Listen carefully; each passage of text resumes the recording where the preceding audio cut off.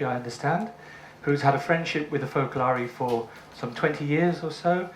Very well travelled. I know he's been in Canada, he's been in Lopiano, and he's been to the Sophia University at Lopiano, so I'm sure he'll say a little bit about that. I understand, Dr. Shomali, you'll be happy to have some questions towards the end of the session, and also to let people know that we will be joined by the young people for time out at the end of our session. Okay, so welcome, Dr. Shomali.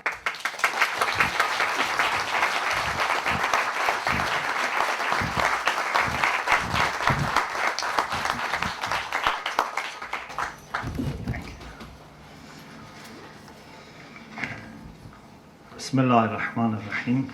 In the name of God, the compassionate, the merciful.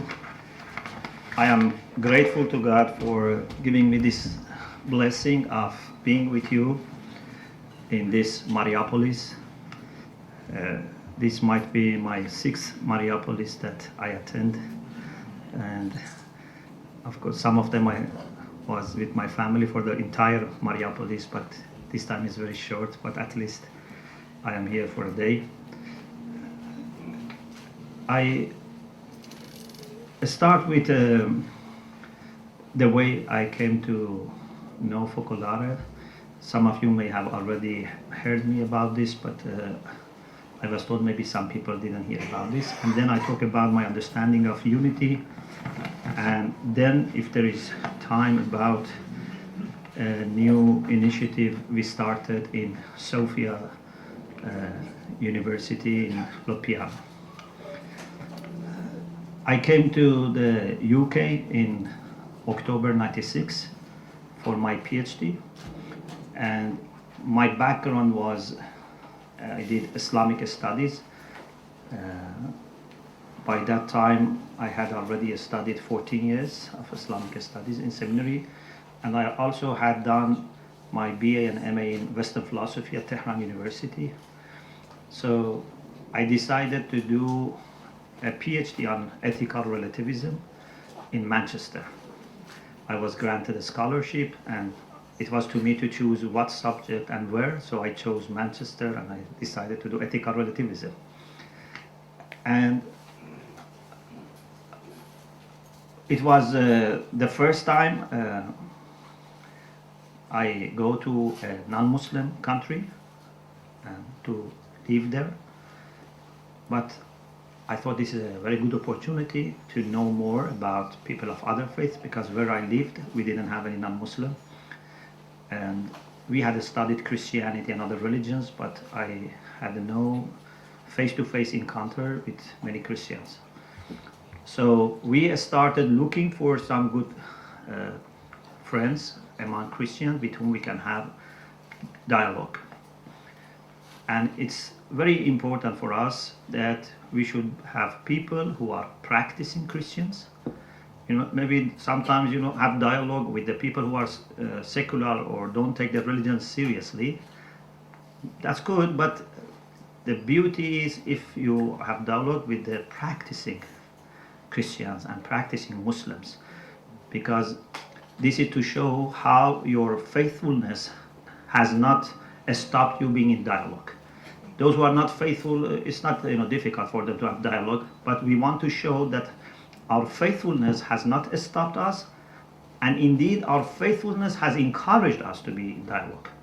So we looked for some practicing Christians who are happy to have dialogue, and we were introduced to the Focolare Movement through a contact we had in Italy, and we were visited by Mariette.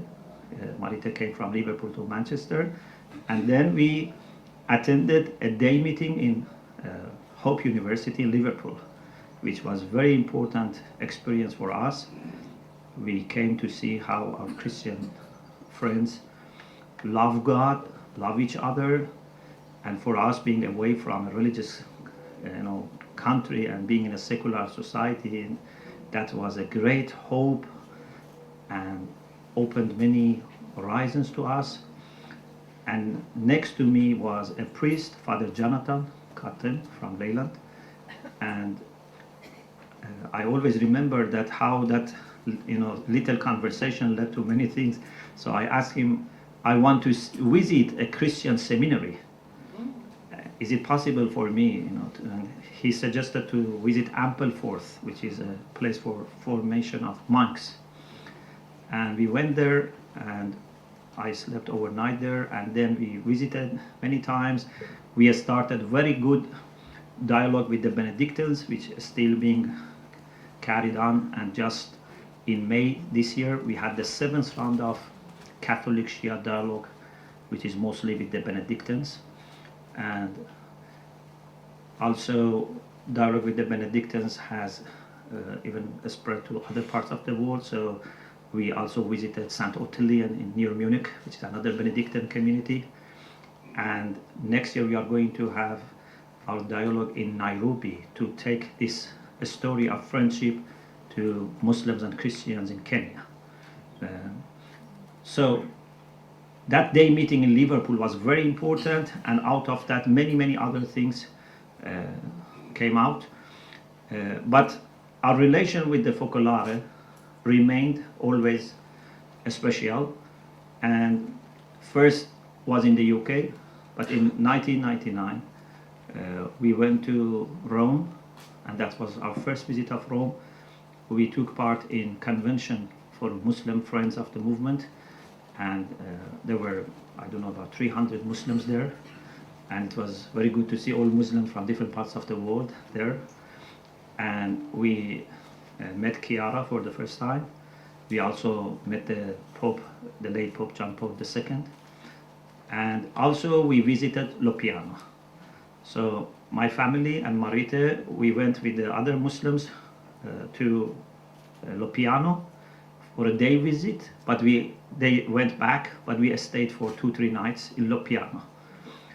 So since that first visit of Lopiano, 1999, Lopiano remained always in our heart and mind. Is everyone aware what is Lopiano? Yeah, okay. So we had that first visit of Lopiano. Then in 2000, I went back to Rome because that trip was not enough for me. So with Dimitri and we spent good time in knowing more, different places of the movement and Catholic Church in Rome, but also I traveled to Assisi, to Perugia, to Padua, different places, and everywhere I slept with the Focolare in that town. And then I also visited different Focolare friends. Whenever I was traveling, I was making sure that I meet some Shia there and some Focolare there, among other things that I am going to do. So I visited them in Canada, the late Terry, you know Terry. So when I went to Canada, I met him. In US, in Philippines, in Poland, in Lebanon, even everywhere I try to see the Focolare. Even when last November I was in Geneva, we had dialogue with World Council of Churches. Then I asked people, is there any Focolare around? I want to see. So they said there is a person here who is in touch with them, and then they called Martin, and Martin came for lunch, and we met each other. So this was very important for me because I felt this is part of my, family. I should always meet. But also for me was a constant process of observing, what is special in Focolare.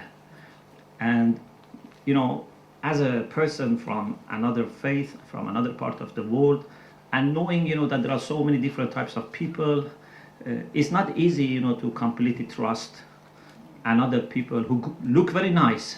And even when people look very nice, you become more suspicious. Why they are so nice, So it was not easy, to be completely trusting. We always took it with good faith. We always were, happy, but also some cautious, measure was there. And so this observing with openness, but at the same time with caution, was there. And so this happened a lot, and sometimes I took people from home because when I finished my study, I went back to Iran, so I took some PhD students from the institute that I was teaching to Italy and to Lopiano. We stayed there, and I remember that when we were going back from Lopiano, this has always remained my mind. One of our, clergymen, young, clergymen, he asked me, or maybe asked everyone in the van, here is very beautiful, Tuscany here, it's very beautiful. And so he said, if this is so beautiful, then how is heaven? Yeah. And then, without thinking, I told him something that still I reflect on it. And I told him, in heaven, you too are also beautiful. In this world, normally beauty comes from outside, and we enjoy the beauty of outside. But when you go to heaven, you have to be yourself a furniture of heaven. So I think human beings in heaven are more beautiful than the sceneries in heaven. And heaven would be proud of the people who go to heaven. Anyway, so I have taken many people there, and my wife and I took a group of ladies also from seminary to Italy. That was part of a program we had. We were teaching them English, we were teaching them other religions, but also we made sure we take them to other countries. So we took them to Canada, to Mennonites, CMU, Canadian Mennonite University. We took them to Lebanon, but in Lebanon we spent most of the time with Christians in Nest, near Stella School of Theology, Holy Spirit, St. Joseph universities. We took them also to Italy. So our Focolare friends, Roberto and at that time Cristina in Center for Intellectual Study, they organized some programs in Rome, Castel Gandolfo, but also we said we must spend some time in Lopiano. And in Lopiano, we had a very good time, like always, but every time becomes better. So we had a very good time in Lopiano, and we had a special meeting with the inhabitants of the town in the auditorium. And after everyone introduced himself or herself, then there was a chance to talk a little bit about love. And when I talked about our understanding of love, we had very good sense of unity in the whole, and I felt so close to the people that night remained in my mind. And I always thought, I wish we can go back again to Lopiano and repeat the same experience. So what happened was, after that we invited some of our Focolare friends to come to Com. So Roberto,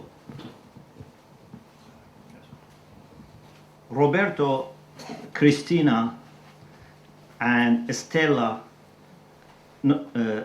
Roberto, Cristina, Paul, and Stephanie.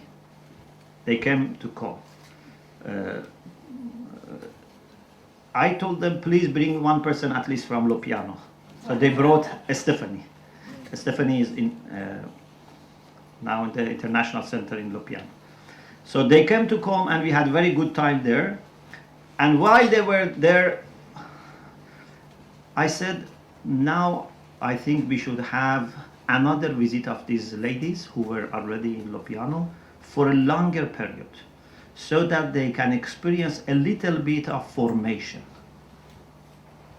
And this was new for us, and this was also new for the movement, because they didn't have Muslims who go there for little formation.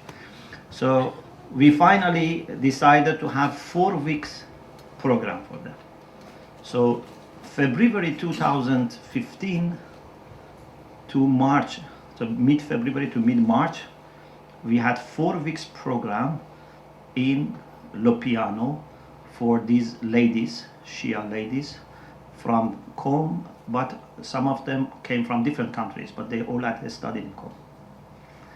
So at that time I was in London, and my wife was in Iran, and the plan was we all meet in Rome airport, Fiumicino.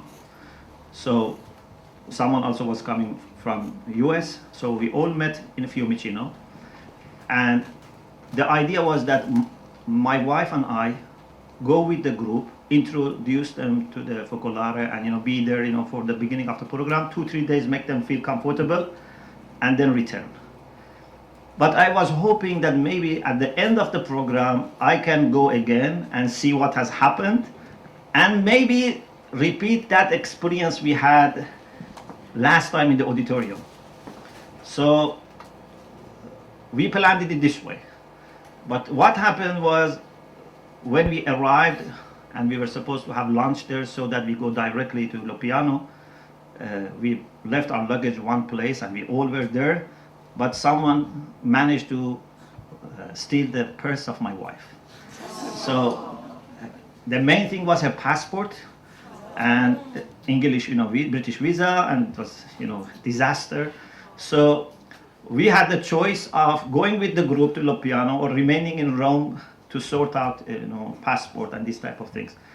But thanks to God, we decided to carry on with the program. So we said we will sort out something later. So we went to Lopiano, we had the opening, and then the programs started, first day, second day. And over phone, we were contacting, Iranian embassy, British embassy, all these things. And one day we came to Rome, and they were cooperative, so they gave us a passport for her. We applied for again visa, and we went back to Lopiano. So as a result, our stay in Lopiano was extended. So instead of 2-3 days, it became about 6 days, something like this.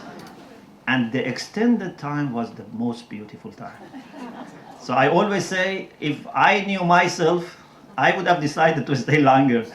But we were thinking that, there are other things to do, we have to go back to London. So in those days, especially those extended days, we had very good discussions, and many ideas, reflections came to mind. One of the things we did in the extended days, not in the firstly planned days, was I met Piero Coda, the president of the Sofia University, and staff and students. There was a meeting, and we talked about wisdom, which is Sophia, and what is Islamic understanding of wisdom. And again, we felt very good sense of unity. Students were not going outside, they were staying there. So over break, Piero said, if you don't have class, you can join us for coffee. So everyone came to the coffee room. We continued the discussion. And right there, Piero said, we want to invite you to come to Sofia and teach, about interfaith. And also, he said, we want you to come to Philippines and teach in Philippines. We are going to have a workshop, something in Philippines. So in April this year, I went to Lopiano to teach. So I taught 4 sessions, a group of MA students who had a course on interfaith, and it was designed the way that different lecturers can go and teach. So the talks were about Islamic understanding of dialogue and other faith and this type of things. After that, I had a meeting with Piero, and I said to Piero something that I have been thinking about it for several months and discussing with some Focolare friends in the UK and Italy. And I said, I think we can have something together as a test. I'm not sure if it's going to work, but as a test, as a way to demonstrate to God that we are really seeking understanding how to take unity further, let's some of us sit together, put our resources and ideas about unity together, and document it. If we see it's going forward, we carry on, otherwise we stop it. So Piero welcomed the idea, and he said, I think we should do this. And he said, what should we call this? And just without any thinking in advance, I told Wings of Unity. So he welcomed this idea of Wings of Unity. And later I realized that Koda also means tail. So we have now wings and tail, you know. so a complete bird, you know. So we can fly now. So we decided to meet right after months of Ramadan in July. So in July, we planned it that 7th of July, just exactly after Ramadan finished, we went there. I told means that we have 1 month of fasting, you know, to prepare ourselves. So we went there, and we had 8th, 9th, and 10th of July discussion between some Shia and our Focolare friends. And thanks to God, was very special experience. And because we already knew each other for many years, there was, you know, trust, there was, you know, love, everything. We could understand each other. So we were able to really talk heart to heart. And one of our Focolare friends said that the way you speak, every Italian can understand. Then one of the Focolare told me, he actually said to him, the way Muhammad speaks, my mother also can understand. So it was not me having a special, you know, art. I think it was God that opened our hearts. We were able to understand each other. So we had 3 days program, and was unity of God and unity in God. So we talked about how we understand oneness of God, but how this should be translated into unity of mankind. We cannot have one God and be divided. So we discussed this, and then Piero suggested that there should be now a kind of a statement, a mission statement for these Wings of Unity. There should be 2, you know, co-directors, and there should be a council. So we did all that. So Piero and I are the co-directors of Wings of Unity. We are going to meet again in January to continue our discussion. We are going to also have a course for 20 Shia and 20, you know, Christian youths that come for 1 week to Lopiano in July next year, and we will teach them about unity. And also they said, we want you to come and teach in January all the students of Sofia, because last time was just a group, and this time will be for all students. And we are going to document these things to see how God is, you know, taking us further. So now what started with simple interest in knowing other faith, for me has become a very important and essential part of my understanding of myself and my role in this world. And I am more than ever convinced that the best way for me to demonstrate my faith in one God is to work for unity of mankind. Any person who is really trying to be a servant of God should be a voice, an ambassador, an agent, an instrument for unity.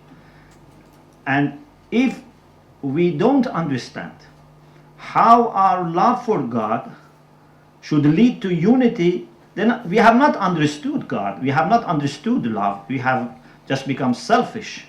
So one of the things that I maybe said before, but I always want to remind ourselves, is that if you really love God, you should try to see that more and more people love God and praise God in different colors, different traditions, different, you know, religions. Not that you say, God is only for me and my people. You don't have any right, you know, to think about God. Your God is not real God. Our God is real God. This is all lack of maturity in understanding and lack of sincerity. If you are a lover of God, you want to be the last one, and you want to first make sure that everyone else goes and meets God, and you just serve them. So this is now a mission that, although I thought from the beginning I have to have this mission, but more than ever it becomes, you know, clear that this is a mission that I should have, and I try to pass on to other people. And what we see in the world is making it necessary. It's not something, that you do it as a hobby or when you have time you do it. It's a necessity that we have to work for unity. Even now it's clearer compared to 20 years ago, 30 years ago. This unity is needed very much. So what I want to say is a little bit about what I think is God's plan for creating this unity. Of course, I cannot understand God's plan. I am too little, but at the same time, I think there is something about God's plan that God wants us to understand. So I try to say to God and to you believers in God what I think is God's plan. My understanding, based on philosophical thinking and on the Quran, is that God's plan is that humanity would be united around the truth, but not by force. He didn't want us to be created as united people by force. He wants us to choose freely to be united. Unity is something that cannot come by force. It should come by love. So the Quran says, لو شاء الله لجمعهم على الهدى. Had he wanted, he could have put all people together under guidance. But he didn't want to force this. So he invites us to unity. He helps us for moving towards unity. He inspires us, but he doesn't force us. So that we establish this unity. So for this, God has done two things. One is in creation. God has created us from the same mother and father. The fact that God is our creator is enough to feel united, but on top of that, God has created us from the same father and mother. This should give us more sense of family. Even if we were from different fathers and mothers, still we should be united as human beings created by God. But now we have more emotional feelings. We are all children of the same father and mother. And the Quran says that the reason for giving us different colors, different languages, and being in different nations and tribes is لِتَعَارَفُوا, so that you know each other. Mutual knowledge, mutual recognition is the reason we have different colors and different languages, different ethnicities. If we were all looking the same, it was boring. This diversity is making life better, making relations easier. You can identify who is who. If you were all looking the same, we just needed fingerprint. Whenever you want to meet someone, you have to just check fingerprints so that you realize with whom you are talking. This is beauty of colorful mosaic or carpet, that you have different colors in different places.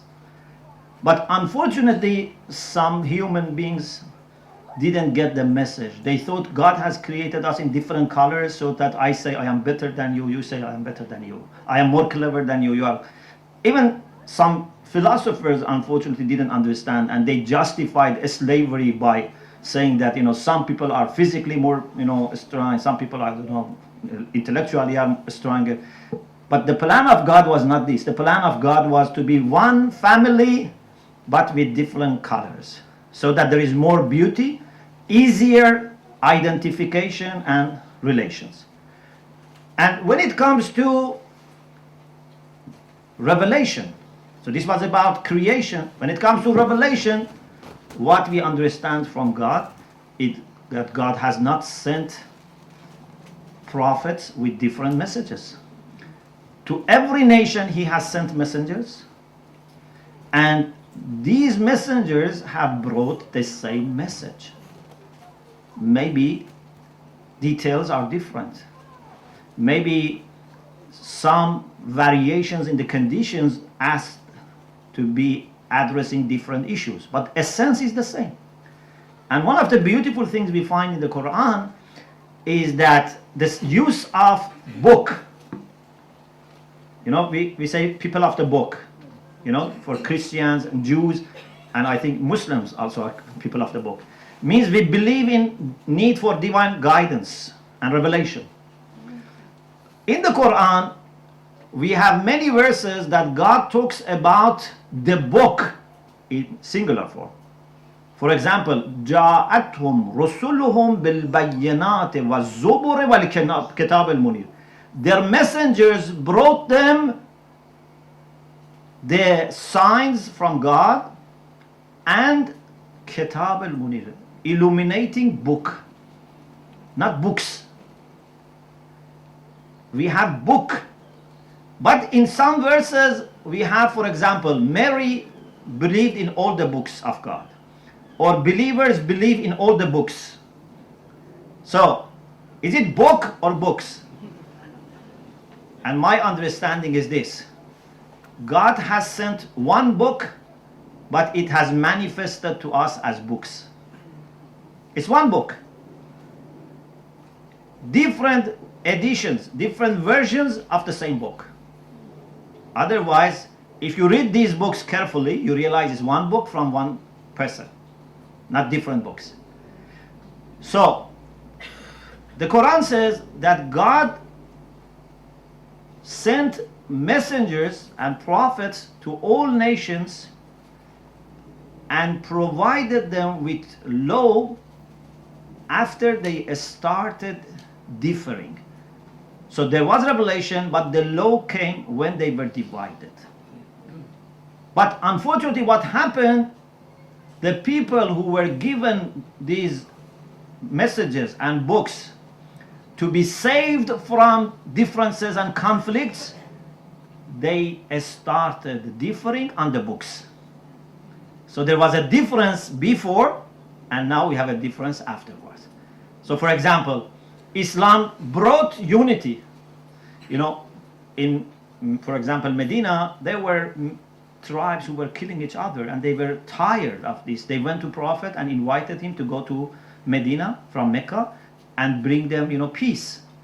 So the Prophet brought unity to them.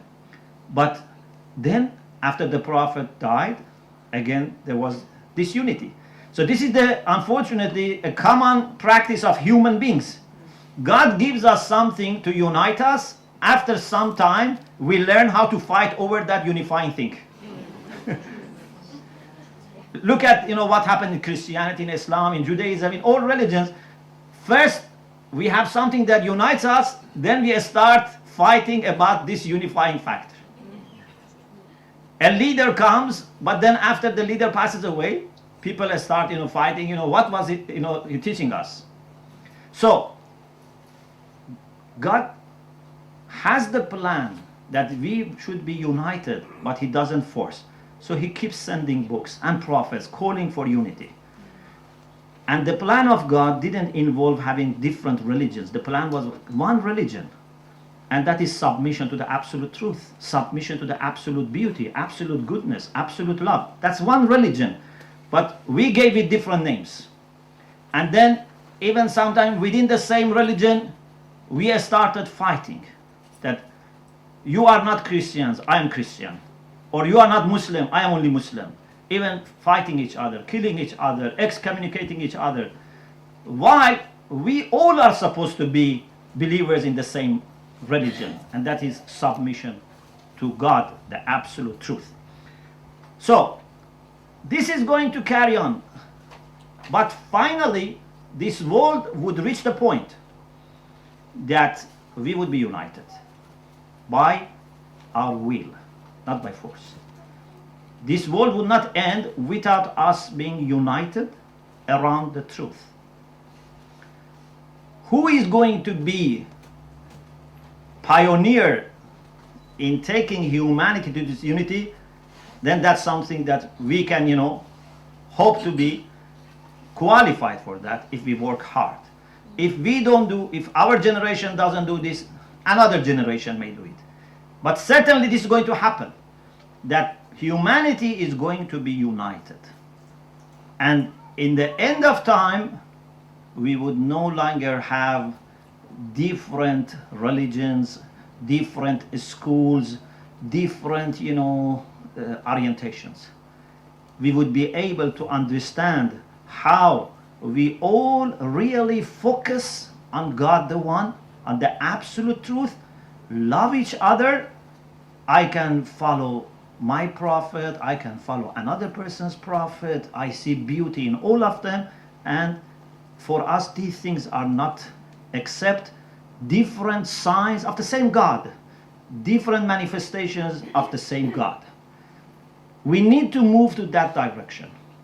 And what I have witnessed after so many years, and now it's maybe 19 years from first time we met Focolare, is that I think the Focolare spirituality is a very important gift of God for us to move to that direction. So now I think after 19 years, 18 years, because from last year I am saying this in public, now I am able to say with full trust that this is a right type of approach to unity. And now I know why these people are so nice. It's really nice. It's truly nice. Because these are the people that have emptied themselves from ego. They don't have any hidden agenda. They don't have any selfishness. They just want to serve God by being voice of unity and love. And this is what makes Focolare very special. Of course, thanks to God, I have seen other Christian groups or Muslim groups who are like this.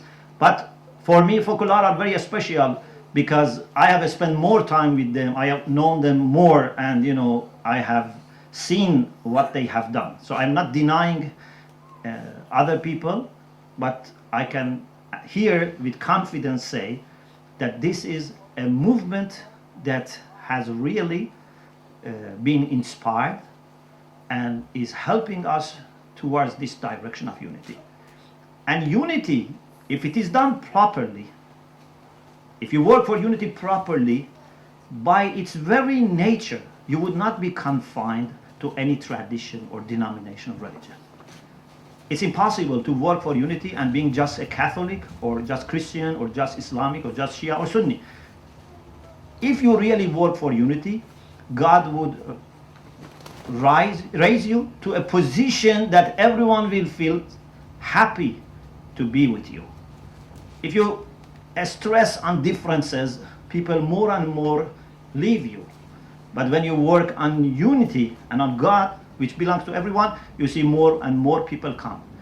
And this is interesting, as we just heard, that even Chiara at the beginning maybe didn't feel that this spirituality is going to be for outside the Catholic Church or the Christian, but gradually she realized that how the Spirit is working, and this is something that started in northern Italy and with some Catholic girls, but it's not going to remain there. And God is going to take it everywhere. So this is our responsibility to help this message spread. And I think this is the message of all people who truly believe in God, the people who are informed, well informed about their faith, not ignorant, not short-sighted, not one-sided or narrow-minded. Everyone who is truly informed about faith should have the same approach towards unity. And any person who causes division, tension, conflict, violence, war, this is a person who has not understood his faith. This is the minimum we can say. If there is no mischief in the heart, at least we can say there is ignorance. How can faith lead towards killing? How can belief in God brings disorder and tension and conflict? This is impossible. It just can be either there is no really faith, it's just a kind of mask to cover, or it's ignorance. A true faith should always bring peace, unity, to individuals, to families, local community, national community, and internationally. So we have to build unity over unity. There is no way to confine unity to only one space. Unity spreads all over the world, and we have to be ambassadors and voices for that. So I want to thank God again for this gift of knowing the Focolare movement and knowing my Focolare brothers and sisters. And I pray that our journey together would be inspired all the way by God, so that we can better understand and better fulfill our responsibility towards this unity. Thank you very much.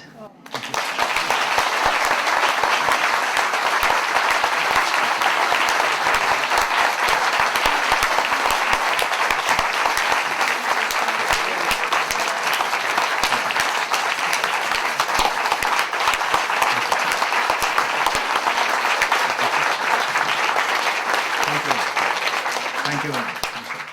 Thank you very much. I can only say thank you, Dr. Shomali, and those are such inadequate words for the great riches and great wisdom that you have shared with us, and we are very, very grateful for that. And I think we showed our appreciation. It is really a new dimension and shows how unity is something that is for all the world to be shared. And Dr. Shomali has kindly said he would perhaps take any questions. So we have a roving mic. If anybody would like to ask any questions on what we have heard.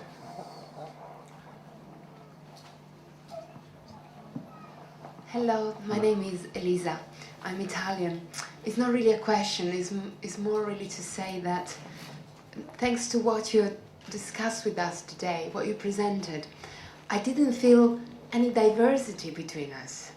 I really felt you were bringing up to God, and that God that unifies us as Muslims and Christians. And I wanted to ask you perhaps, how was your first encounter with the Focolare many years ago? What struck you at the beginning that made you take that step to go and talk with this young group and with the Maritere that you were saying? So thank you so much. Thank you. So after we arrived in Manchester, so we were trying to find some people, and unfortunately we were not able to find some people locally. So my wife contacted her friend in Italy, who was speaking to her about Focolare. And we said, here we were not able to find people, so can you ask if those people exist in UK as well, so that with them maybe we can start. So they contacted then the Focolare here, and then Marita was in Liverpool, which was the nearest house to Manchester. So she visited us, and we always took these things seriously. You know, many times God gives us opportunities, but we don't take them seriously. So every invitation, you should take it seriously. Every meeting. I'm not saying to accept every invitation, but take it seriously. So because many things I have seen in my life that started by appreciating a simple word or conversation or meeting that you never thought it's going to be so important. And many things that you are so important, maybe they're not that important. You know, the way we measure importance is different, you know. So this is then how she came, and then we said, we want to know more. She said, we are going to have this day meeting in Liverpool. She said we should come, and we would be able to see and understand more. And then after that, we took part in Mariapolis in Lake District. We were the only Muslim family. We were there, and in the night we had discussions in cornmeal, in the day school. So then we kept in touch. Yes. I'm originally from Malaysia, and I became a Catholic last year from Anglican. And Malaysia being 60% Muslim, I've had many cleric being the spokesman of Islam, saying that Islam cannot be divided from politics and religion. It's a fused. What is your opinion on that? That politics and Islam is one.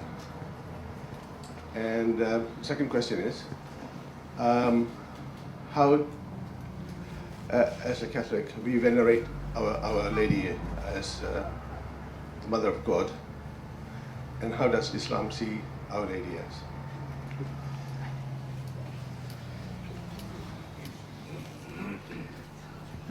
I think politics is part of human life, and we should be inspired by our religion how to do politics. What is wrong is to reduce religion to politics. This is wrong. For some people, politics is the only thing that matters, and they even use religion in order to reach their political gain. It should be opposite. As believers in God, as people who want to bring mercy to this world, we should also do politics with this intention, to bring mercy to this world. But it's very difficult and very sensitive area. It's very difficult to be involved in politics and remain spiritual and remain focused on your mission. But this is something that we need. But for the people who have reached maturity and wisdom and have been able to demonstrate the love for humanity, then I think they should not be hesitant to enter into politics. But not that every person gets to politics, because many people start with good intention, but over time they are carried away by pressures and these type of things. So this is about the first question. About Lady Mary, Lady Mary for us is very important.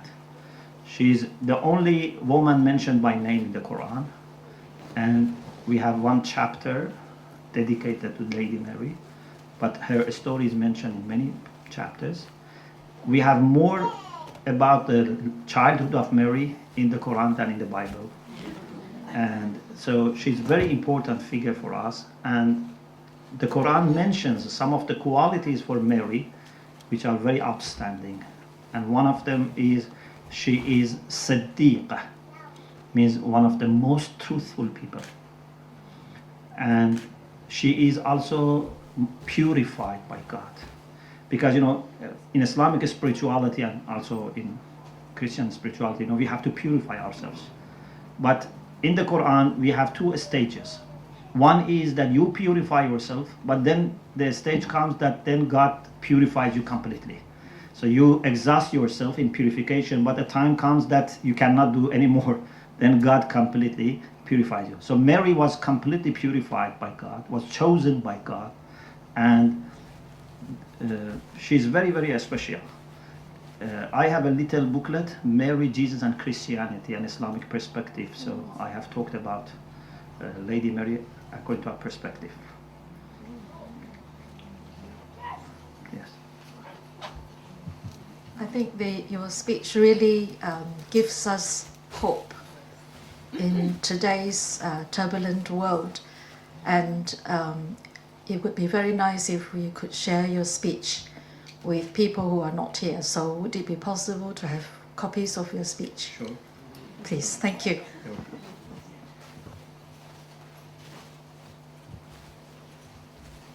And on my Facebook also, I normally post all the things about interfaith and meetings, and so this speech also will be put there. But I think our Focolare friends are also going to put it on the website.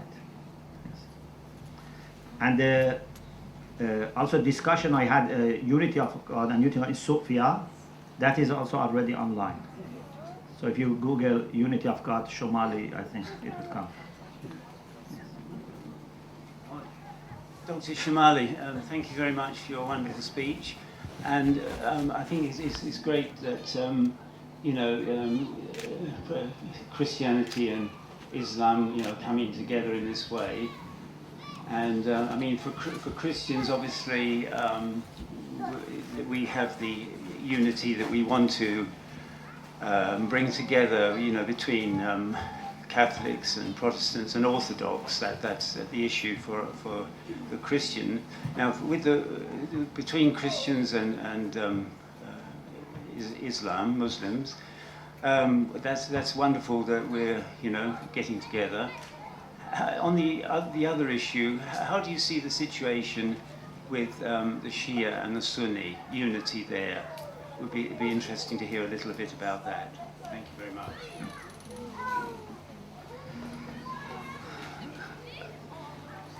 In large, the relation between Sunni Muslims and Shia Muslims have been good. Not perfect, but in large has been good. But unfortunately, in the last few decades, an element of radicalism coming from certain places that we know has affected some Muslim minds. And one of the things they do is, as soon as they get their feet on the ground, they try to emphasize on this divide. And we call them takfiri. These are the people that say you are kafir, you don't have faith. And unfortunately, they then create this Sunni-Shia division. So in countries in which they even didn't know what is to be Shia or Sunni, now they have made people conscious about these divisions. And you hear about terrorist attacks in West, but you have to know this has started much earlier in Muslim countries, and the main targets are the Shia. They believe if you kill a Shia, it's much better than killing a Christian or a Jew. And they go explode Shia mosques, shrines, and kill pilgrims. They burn, their places of worship, their houses, because this is the way they think, that they can go to heaven. So I can say most of Sunnis and Shias, they don't have problem with each other. They are brothers and sisters. Over years we have worked together, lived together. But when this extremism comes, it affects everyone. Even I was telling friends here last night, I would not be surprised even in few years you would see extremism among Christians and Jews, because this is nature, it's like a virus. It's not going to be confined to any religion. Unfortunately, our modern way of life has produced elements that make violence a first choice for some people. Individualism is something very dangerous. And enjoying these games of killing and shedding blood. I don't know why no one is talking about we should stop these games for children. From childhood we are making them feel proud of more killing and more explosion, and then we expect that when they come to the real life they would understand the difference. So these are the things that if we don't do something may reach other religions. You can find Hindus who are extremists, Buddhists, Christians, Jews, We have to understand this is nothing about Islam or any particular religion. It's mindset of some people that may happen to be Muslim, but even if they were not Muslim, they were doing it another way.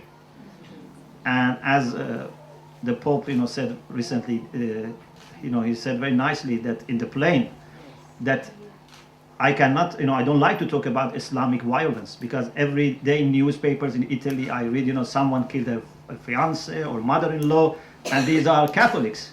So if I speak about Islamic violence, I have to speak about Catholic violence. This is the way the Pope spoke. So I don't want to say this is Sunni also is violence. This is not Islamic, this is not Sunni, this is some people. They are less than 1%. Because imagine, there are about 1.5 billion Muslims in the world. And if they were violent, even insects could not live in this world. If 1.5 billion are violent. It's just very small, minority, but they can trouble us. They cannot destroy us, but they can trouble us. And we feel very sad for them, because many of them are young people. that are misguided. We feel sad for them. We feel especially sad that they are misusing the name of a religion which is a religion of peace. So we as Muslims feel very sad, and we feel also sad that humanity is losing lots of resources combating this, the resources that could be spent for education, for welfare, for healthy water, housing and this. We should work for having a world in which we invest more on education than weapons, and on dialogue than embargoes and sanctions and this type of things.